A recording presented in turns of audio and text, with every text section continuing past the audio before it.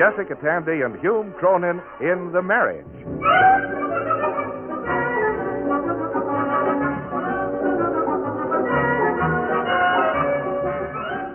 The sponsors of this program offer no endorsement of the opinions, philosophies, stubbornness, or confusion of the persons represented therein. However, with the conviction that marriage remains the most popular domestic arrangement between friendly people, NBC takes pleasure in presenting by transcription one of the most distinguished couples in the American theater, Jessica Tandy and Hume Cronyn as Liz and Ben Marriott in the new dramatic series, The Marriage.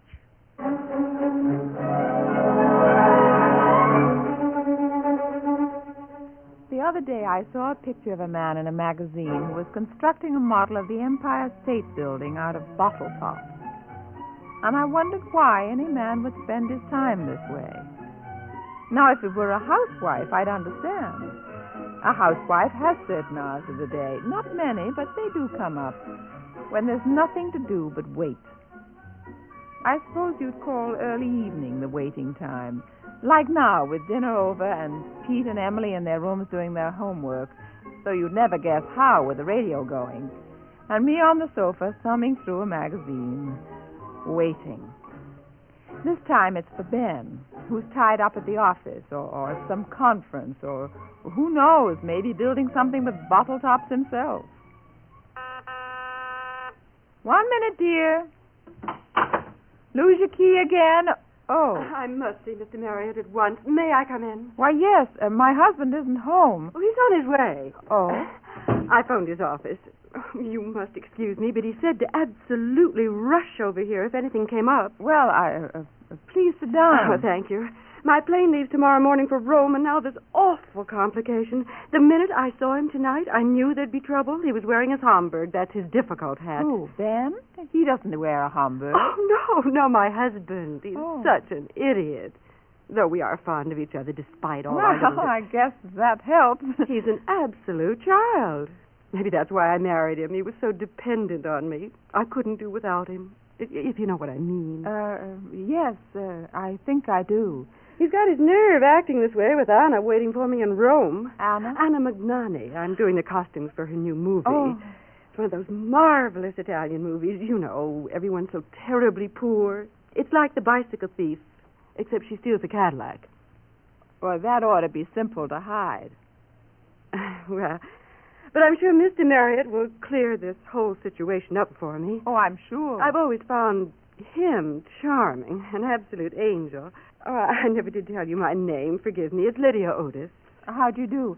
I'm Mrs. Marriott. Oh, it's sweet of you to be patient with this horrible calamity. Oh, that's perfectly all right. We have emergency calls just like doctors.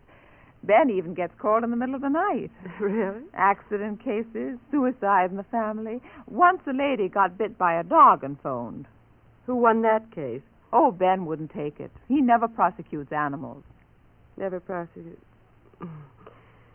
Well, you know, I just felt there'd be trouble with my husband before I left, and I tried so hard to make it easy for him.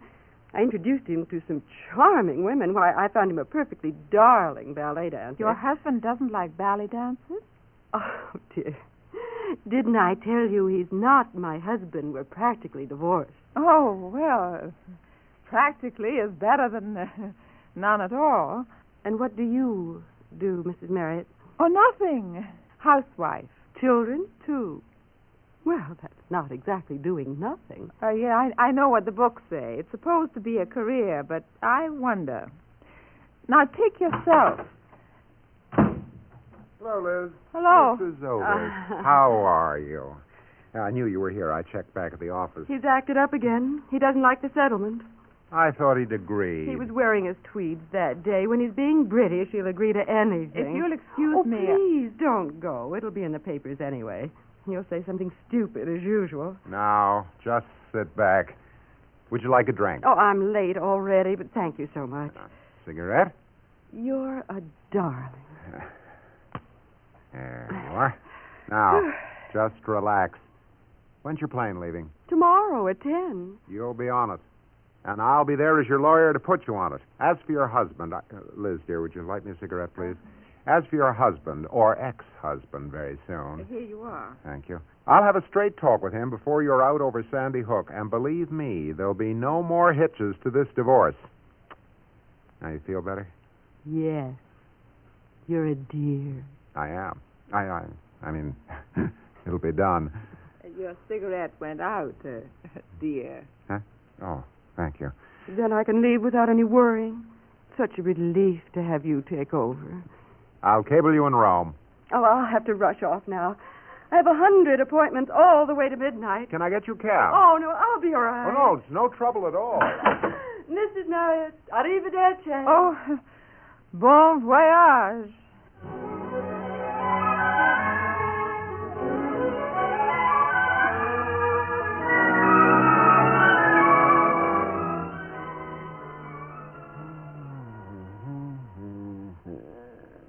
Oh, I'm beat today. Ready to turn in. How's that book you're reading? I'm not reading it. Oh? I've got it open, but I'm not reading it. I'm thinking of her. Her who? Lydia. Lydia? Lydia, Lydia Otis. Ah, she does stay in your mind, doesn't she? Fascinating woman. Vibrant. If she were any more vibrant, her earrings would ring like chimes. I thought you'd break your arm reaching for a cigarette for her. As usual, I lit my own. Guilty as charged. Now, that look in your eye. Go on. I'm an interested spectator. You're really taken by her. And why not? She's attractive, intelligent, and you wanted to please her. I please all my clients. This, my dear, was a non-client please. It was a he pleasing a she. I'm not jealous. No, I'm just clinical. When you walked in and saw her, you lit up like a pinball machine. Off to Rome we go. Dear Anna is waiting. Arrivederci. Your mouth was wide open. I suppose my inlays were showing. I'm joking. Well, I'm half joking anyway. Liz, you have to admit she's living a full life for a woman. Busy with all those activities. You have to admire her for that. Oh, you're so serious. Well, I am serious. I know you are. You're going to get up early and get down to the airport and put vibrant Lydia on the plane. You said so. I'd love to be there and watch you carry her up the ramp.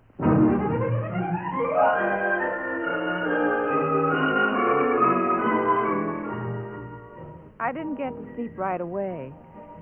Of course I was teasing Ben about it, but it was more than that. She was exciting and vibrant, and he did light up in her company. I remembered when he'd be pretty excited when he met me after work, long ago, and he listened to every word and he'd light up for me. What happened? And wasn't it partly my fault? I started out as a wife and mother and wound up taken for granted, half vacuum cleaner and half pressure cooker. Well, I started to count my sheep again, and that ended my philosophy. The next morning, passing the supermarket, I couldn't help thinking of her in Rome, passing the Colosseum. I was starting to cross the street when my daydream was broken by the door. Look out! Hey, kid, come back here. I want to talk to you. Hey, kid, come That's back. a fine way to drive. Huh? You almost hit that boy. Oh, look, lady, are you his mother? No, I'm not, but I have children of my You're own. not his mother. Don't yell at me. You weren't very careful, mister. Look, lady, I'm a careful driver. You see the sticker on my windshield? Merit Driving Award. You almost hit him, though. It could have been serious. Look at this intersection, lady. Just look at that. Every time I get near this corner, I pray. It's laid out like a Parcheesi board. 5 streets crossing at the same time. How that 5th Street ever got there, I don't know. There's no excuse for almost running over a child. Not looking for an excuse, lady. I'm trying to explain. I am very unhappy about this street situation. I did not build the streets. I did not lay them out this way. You be careful next time. Yes, ma'am. Can I go now?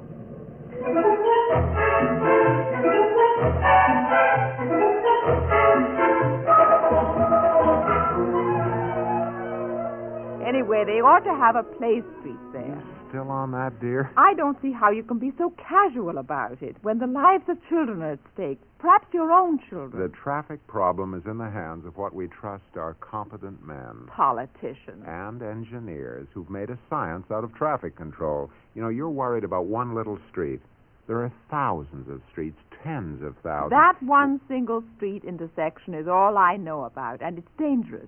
Something should be done. Ben, couldn't you do it? Me? Well, you're a lawyer. Lawyers can't do everything. If they can put their clients on a pain personally, they can just as easily get in touch with the police department and demand some action. I'll overlook the first part of that sentence. As for the second part, it isn't that simple. Don't you know anyone down there? Some contact. Only the man who takes my money for the parking tickets. Look, Liz, something ought to be done, sure. I just want to be practical and point out some of your problems. Go right ahead, I say, except I don't think you'll get anywhere. That's my summation to the jury. I fell asleep that night, but slept uneasily. I didn't know the boy who was scared by the car, but suddenly he had Peter's face. He was my boy on his way to school. He turned at the intersection to wave goodbye, and just then I heard a low, strange sound in my sleep coming closer, and then louder, and it turned into the sound of a truck brake, and I called out, "Look out!" Baby carriage. What? Baby carriage. What, Liz? Baby What, carriage. baby carriage? What? Liz, you didn't... I mean, are we? What are you talking about? Are we having another? Are we? No, dear, we're not. Go back to sleep.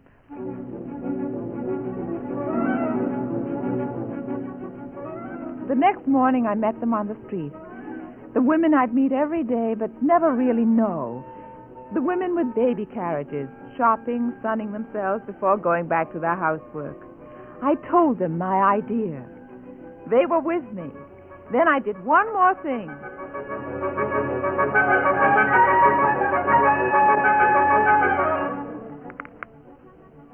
Hello? May I speak to the news editor? It's very important. Thank you. Yes? Hello? A news editor?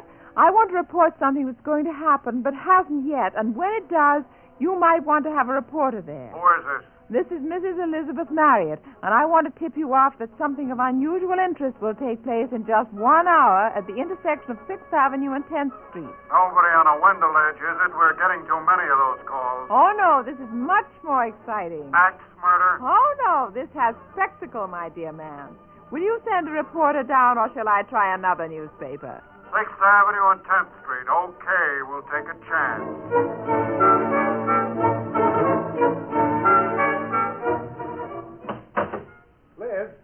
Liz, where are you?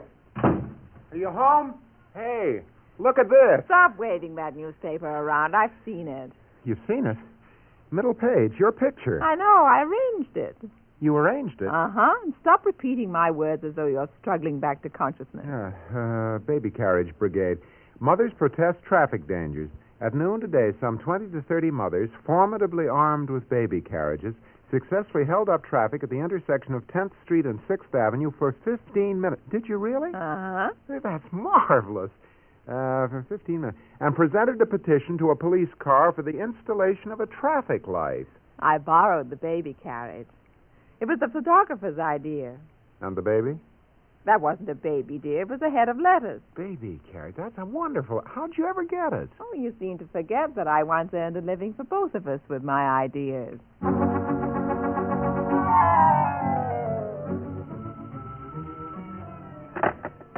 Hello? Yes, this is the Marriott residence. Who? Just a moment.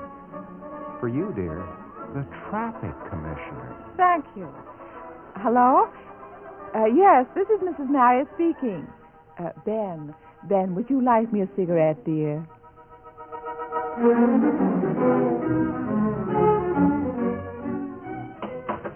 Oh, hello, Mrs. Marriott. I'm Mrs. Sanders. Oh, come in. Well, won't you sit down? Thank you. I won't stay but a moment.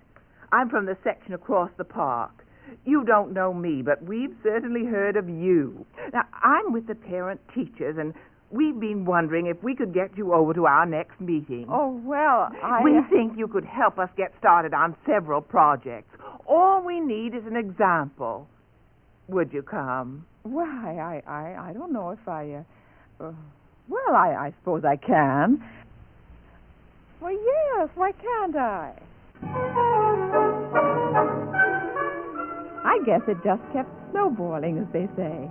I became known as the traffic light girl, the baby carriage bombshell, and other nicknames. It was kind of exciting. That's fine. All right. We're almost set. You stand over here, Mrs. Marriott. Just be natural. Be yourself. Just want a half minute of home life to cut into newsreel footage of the latest baby carriage brigade. 6 so far, huh? Not bad. All right, boys, on the camera. Excuse me, Sonny. I'm not Sonny. I'm Mr. Marriott. Yeah, how do you do? Say, would you plug this wire into that socket? Huh? Fine. Oh, Mr. Marriott, would you mind moving this table out of the room? Well, it's kind of heavy. Sure, you can do it. Watch it! Okay, skip it.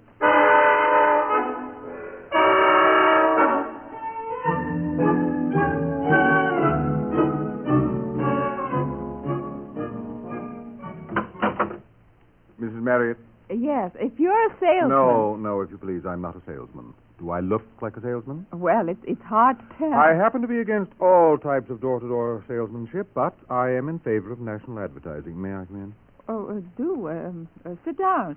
If it's anything to do with my husband... No, it's you we're interested in. My card. Theodore Willis of Adams Booking, Incorporated. You're not a theater agency. Heavens, no. I dislike the theater intensely. We're a lecture bureau. Our job is to supply various civic, fraternal, and patriotic organizations with speakers for occasions large or small, whatever the subject, from fall of Rome to tension is temporary. I don't understand why Normally, we deal with well-known authorities in their field, though you'd never know who is an authority on what these days. Who'd ever think you were an authority on traffic safety? But I'm not... In the public mind, you are. We deal with the public mind. Well, I'm not a lecturer. That is exactly our trump card. Let me tell you something, Mrs. Marriott. The age of celebrities is running out. What happened to the flagpole sitters? Stirred up a nation, and now goldfish swallowers. Remember them? Oh, yes. Why, I knew a boy Gone. who was... Nobody remembers them. Movie stars replaced by 3D. Animal pictures coming back. The celebrity of today is built on feet of clay. Why? Why? No human element. Oh. Without the human element, there's nothing. We have, I dare say, been going on nothing for years. Humanity is the key. But I don't quite... Not the best-dressed woman, or the Minister Luxembourg, or the most married or divorced woman, but the common woman. How does that strike you? Well, I'll think about it. It's surefire. What will I lecture about? Women's problems. Women always have problems. I'll return in a day or two, and we'll discuss further details. Meanwhile, you can see how Mr. Marriott feels about it. Oh, you needn't worry about my husband. You see, he enjoys my doing this sort of thing. You might say he got me started. Well, in a way, he did.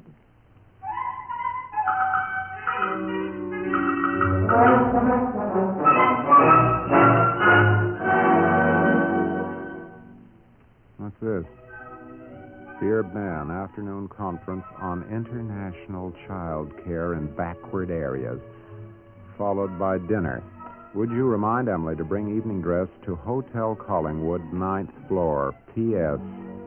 Dress in closet. Love.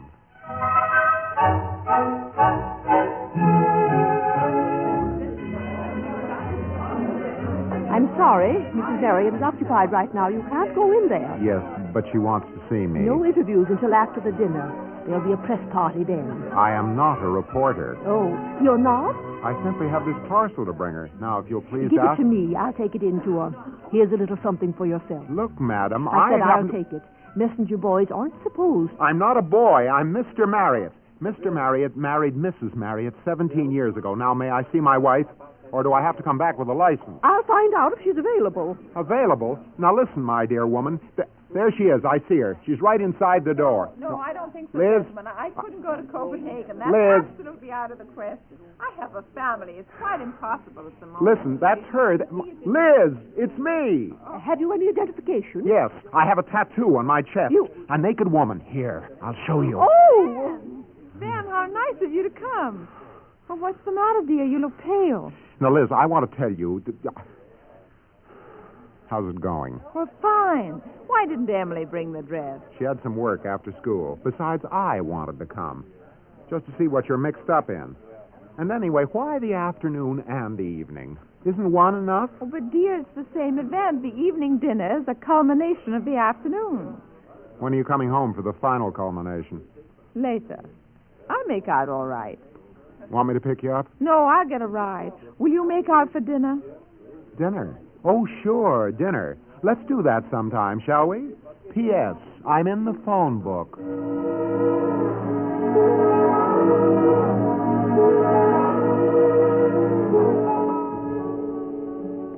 Then it happened. I suppose I half expected it all along, but it's a surprising just the same. I don't remember how long it was since I found someone waiting up for me late at night, grimly seated in a chair facing the door.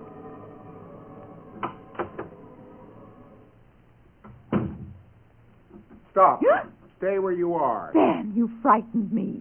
12:45 a.m. It's tomorrow. Do you realize that? How old are you? You're too old to be sneaking in this way. I'm not sneaking in. All right, walking in. You're not 16, and it's 12:45 and 1/2. Now, Miss Goldilocks, I've drawn up a little brief for you. Let's see. 5th of the month, lecture. 10th, lecture. 13th, Rodale. 15th, Bronx Protective Mothers League. 18th, lecture, address unknown. 22nd, helicopter flight from Flushing Airport. Don't ask me why. 25th, Brooklyn Society for Reforestation. Thought they had a tree. 30th, that's tonight. That makes 2, 3, 5, 6, 8 sorties a month. All very well, but enough is enough. Look at this house. I'm sorry. I guess I have neglected The laundry has forgotten to starch my shirt collars. I'll remember to speak to them. No heat in the radiators. I do not put heat in the The radiator. things are just falling apart. And your family. You never thought of that, did you?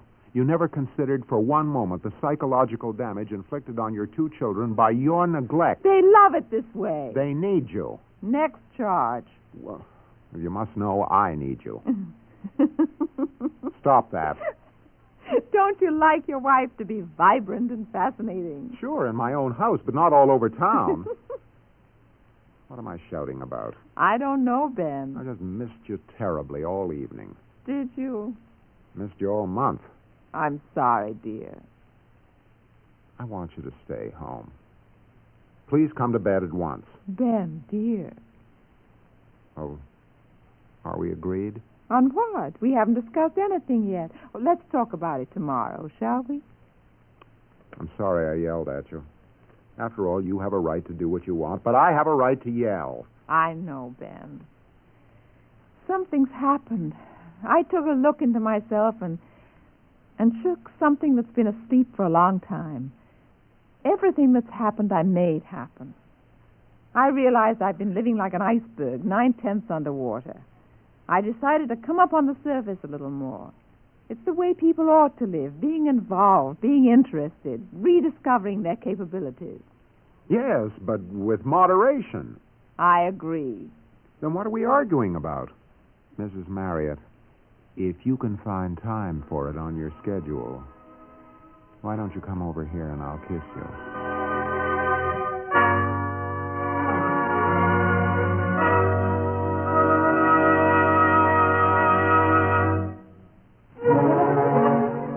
Ben and Liz Marriott will be back in just a moment. In the meantime, let us extend an invitation on behalf of our stars, Jessica Tandy and Hume Cronyn, as well as the National Broadcasting Company, to all of you to drop by next week at this time for another half-hour observation and transcription of The Marriage, written by Ernest Kinoy. Lydia Otis was played by Fran Carlin. Others in the cast were William Zuckert, Edith Gresham, Reginald de Koven, Abby Lewis, and Ted Osborne. The Marriage is an NBC radio production directed by Edward King. This is Bob Denton speaking. Ben, are you awake? Yes. Did you see in the paper about the terrible air pollution in the city? Do you realize... Now, wait a minute. Liz, before we unpollute the air, let's come to terms. 3 days a week. Do you need 3, really? At home. That includes the evenings. Definitely includes evenings. Well, good night. Good night.